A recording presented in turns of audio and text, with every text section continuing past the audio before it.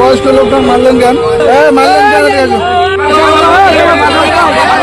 ক্ষুধা বড়ই নির্মম। পেটের আগুন যখন দাউ দাউ করে চলে, তখন পৃথিবীর সব নিয়ম আর হিসেব নিকেশ যেন তুচ্ছ হয়ে যায়। কিন্তু সেই ক্ষুধার্ত পেট যদি হয় একজন বাবার বয়সী অসহায় বৃদ্ধের, আর সেই সামান্য ক্ষুধার মূল্য যদি মেটাতে হয় চরম অপমান আর গায়ে হাত তোলার মতো নিষ্ঠুরতায়, তবে কি থমকে যায় না আমাদের তথা কথিত সভ্য সমাজ?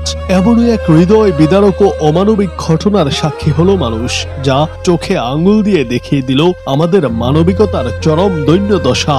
এই যে ভাই মারলো, ওই মারলেন কেন? আমার বাপের থেকে বয়স বেশি, তুমি লোক মারলেন কেন? আর তুমি মানা করো।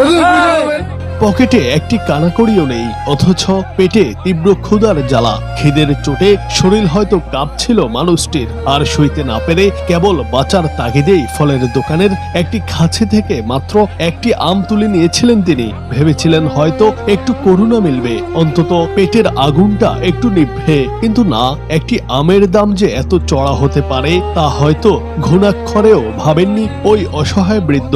আম বিক্রেতার চোখে তখন মায়ার বদলে জ্বলছে ক্ষোভ। মুহূর্তের মধ্যেই সে সজোরে থাপ্পড় বসিয়ে দেয় ওই বাবার বয়সী মানুষটির গালে। একটি থাপ্পড় শুধু ওই বৃদ্ধের গালেই নয়, যেন পড়েছে সমগ্র মানবতার মুখে। বৃদ্ধ কোনো প্রতিবাদ করেননি, ফেল ফেল দৃষ্টিতে তাকিয়ে নীরবে মাথা পেতে নিয়েছেন এই অপমান।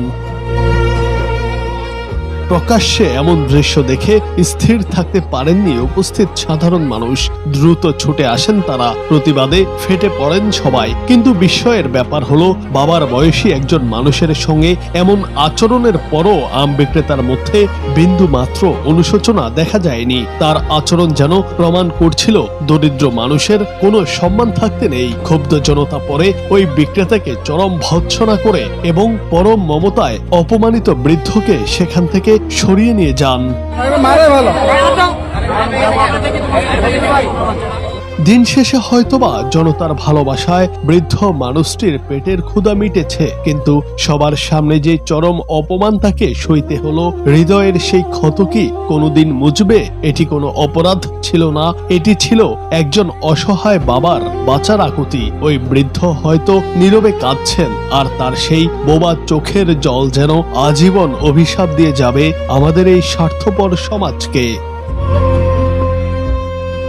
জুনায়েদ আহমেদ, বাংলা টিভি।